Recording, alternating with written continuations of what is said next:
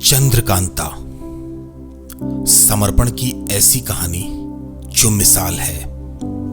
ये कहानी है मायके में चंदा और ससुराल में कांता, दोनों ही जगह अपने नाम के अनुरूप माता पिता की चांद सी प्यारी लाडली बेटी की। ये कहानी है ससुराल में कांता नाम की तरह ही परिवार का नाम रोशन करने वाली दुलारी बहू की। ये कहानी है चंद्रकांता वैद्य जी की, जिनका जन्म 12 दिसंबर 1960 को करेली के प्रतिष्ठित लुणावत परिवार में श्री स्वरूप चंद तारा देवी के यहाँ बड़ी बेटी के रूप में हुआ था। बीए की पढ़ाई के साथ गृह कार्य में दक्ष होने के बाद चंद्रकांता जी का विवाह बालाघाट के कस्तूरचंद जी कमला देवी के छोटे पुत्र रमेश, जिन्हें लाड से परिवार में नारद भी पुकारा जाता है, 22 जून 1983 में संपन्न हुआ। पति एवं परिवार के साथ 40 वर्षों की इस जीवन यात्रा में चंद्रकांता जी के समर्पण के कई रूप देखने मिले। एक परिवार नहीं, नारद के माता पिता के रूप में वारासिनी निवासी पारस जी कौशल्या देवी सुराणा की भी बहू के रूप में दो परिवारों से जुड़े हर रिश्ते को कांता जी ने जिस अपनेपन से निभाया, उसे शब्दों में बांध पाना शायद ईश्वर के लिए भी संभव नहीं है। इसे यह माना जा सकता है कि प्रभु का चमत्कार कांता के रूप में वैद्य सुराणा और उन भांजे भांजियों को मिला, जिन्हें कांता जी ने बेटी से बढ़कर पाला और संस्कार दिए। कांता जी के जीवन के कई पहलू हैं, जिसमें एक पहलू यह भी है कि कांता जी घर पर बहू बनकर तो आई, लेकिन आते ही घर की बेटी बन गई। इस परिवार की मुखिया कमला देवी वैद्य की यूं तो 8 बेटियां हैं, लेकिन खुद उनके शब्दों में सबसे लाडली चंद्रकांता जी ही थी, जिन्होंने अपने उम्र के उस पड़ाव में जब बुजुर्गों को बच्चों सी सेवा लगती है, उस वक्त बहू बनकर नहीं बल्कि बेटी बनकर अपनी सासू माँ का और ससुर जी का ख्याल रखा। ससुर जी जब अपने जीवन के अंतिम 10 वर्षों में लकवे जैसी बीमारी से पीड़ित थे, तो लाडली बहू ने अपनी सेवा से कभी भी उन्हें इस पीड़ा का एहसास नहीं होने दिया। शादी से पहले पति रमेश वैद्य के धर्म संस्कार देने वाले माता पिता पारसमल जी कौशल्या देवी सुराणा के साथ माता पिता स्वरूप सास ससुर के संपूर्ण उत्तरदायित्व को बखूबी निभाया। फिर चाहे बात खुशी की हो या दुख की, कांता जी ने हमेशा खुद को हंसते हुए सब संभाल लेने वाली बहू सिद्ध किया। बालाघाट का वैद्य परिवार जो एक बड़ा परिवार है, उस परिवार का हिस्सा बनने के बाद से ही वो सबकी चहेती बन गई।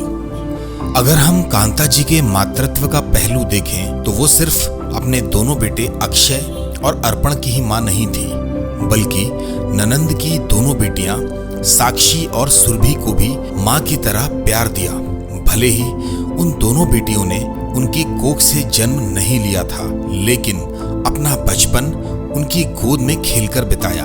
बेटियों को उच्च शिक्षा दिलाकर अपने कदमों में खड़े होने लायक बनाने के लिए इस मां ने जो प्रयास किए वो भुलाए नहीं जा सकते। साथ ही इन बेटियों को ऐसे सद संस्कार दिए कि आज वे अपने ससुराल में भी मां चंद्रकांता की छवि के रूप में परिवार का नाम रोशन कर रही हैं। कांता जी के जीवन का एक पहलू यह भी है, जिसमें वो सिर्फ एक माँ, मामी, चाची या सास के रूप में ही नहीं, बल्कि दादी के रूप में भी अपने पोते पोती दक्षिता, आरोही, अयन और प्रियल के लिए वात्सल्य बरसाने वाली ममतामयी माँ ही थी। शायद इसीलिए भगवान ने उन्हें बेटी स्वरूप 2 बहुएं निकिता और शिखा के रूप में दिया, जिन्होंने कांता जी की बीमारी के दौरान उन 2 कठिन वर्षों में बेटियों से बढ़कर उनकी सेवा की। इसी के साथ अगर हम उनके पत्नी धर्म का पहलू देखें, तो अगर कोई भी आदर्श पत्नी के रूप में पति के जीवन को उन्नत बनाने में सहायक सिद्ध होती हैं, तो चंद्रकांता जी उसकी सबसे उत्कृष्ट मिसाल हैं। चाहे पति रमेश जी वैद्य के हर एक रिश्ते जो परिणय के साथ ही उनसे भी जुड़े, उन्हें निभाने की बात हो, या जीवन के शुरुआती संघर्षों में संबल बढ़ाने की बात हो, हर जगह सबके लिए रमेश की चंद्रकांता मुस्कुराते हुए अपने पति के साथ खड़ी मिलती थी। परिवार को एक सूत्र में बांधने वाली ऐसी कड़ी के रूप में जिसने हर रिश्ते को मजबूती दी, रमेश वैद्य की धर्म सहायिका के रूप में अपने पति को धर्म से जोड़ा। सिर्फ पति ही नहीं, उनकी भावनाओं का भी उतना ही ख्याल रखते हुए परिवार के बड़ों की इसी तरह सेवा की, जिसे जैसे कोई बेटी अपने माता पिता की सेवा करती हो। सच्चे मायनों में अगर प्यार शब्द का कोई मतलब होता है तो वो चंद्रकांता ही है। व्याधि में भी समाधि।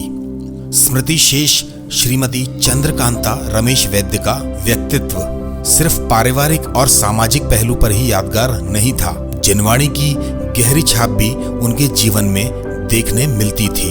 2 वर्ष पहले कैंसर जैसी गंभीर बीमारी का पता चलने पर भी उन्होंने धर्म का साथ नहीं छोड़ा। जिस दिन तक शरीर शिथिल नहीं हुआ, वे नियमित सामायिक और मंदिर जाने के अपने क्रम के जरिए धर्म आराधना में जुटी रहती थी।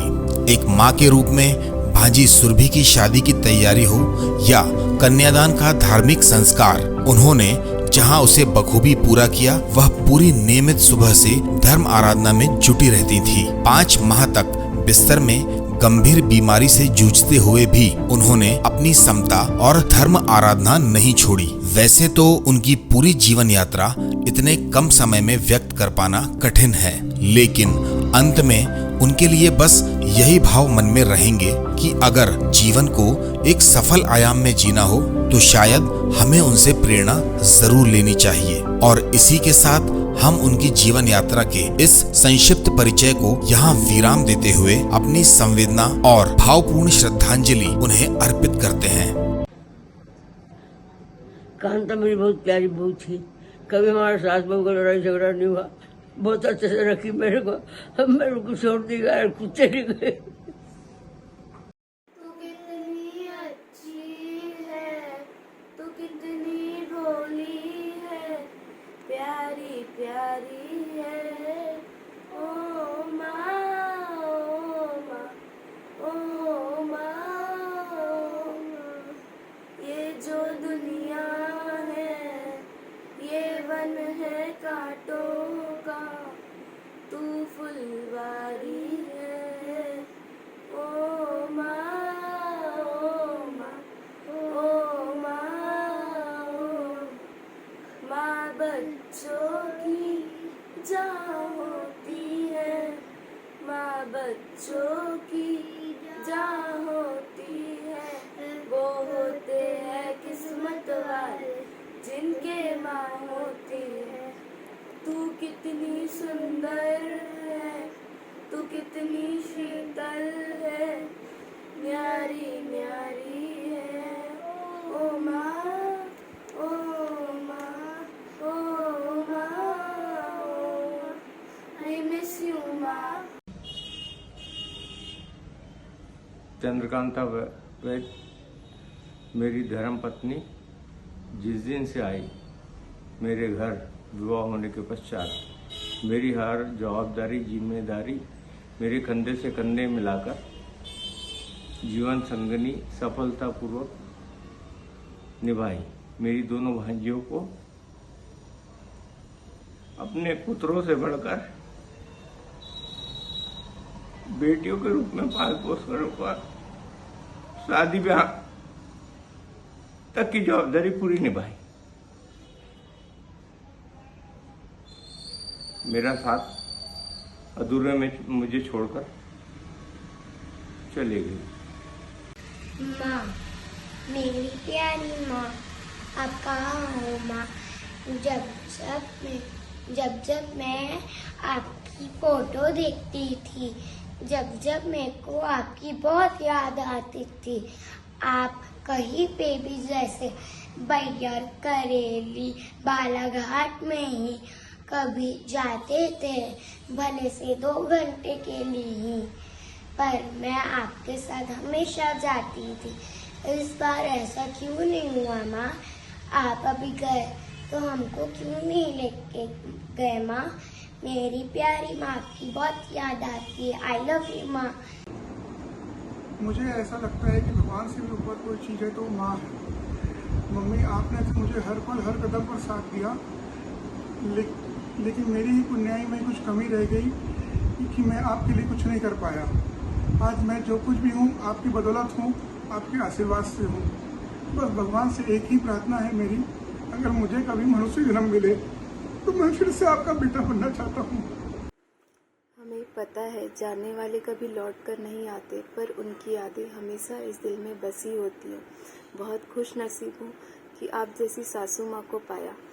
शादी के बाद बहुत जल्द माँ का साया मेरे सिर से उठ गया था, पर आपके प्यार, दुलार और अपनेपन ने मुझे इस दुख से उभार लिया। पर अब क्या, अब तो आप भी मुझे इतनी सारी जिम्मेदारियों के साथ छोड़ गए। मेरे जीवन से माँ नाम का अस्तित्व ही मिट गया। पिछले 2 वर्षों से आपकी तबीयत ठीक न थी। मैंने अपने सामर्थ्य के अनुसार ज़्यादा से ज़्यादा आपको ज़्यादा पहुंचाने की कोशिश की।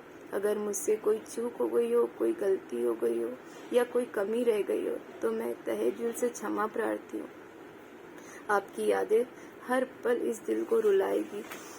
आपका प्यार और आशीर्वाद हम सब पर हमेशा बना रहे। ओम शांति।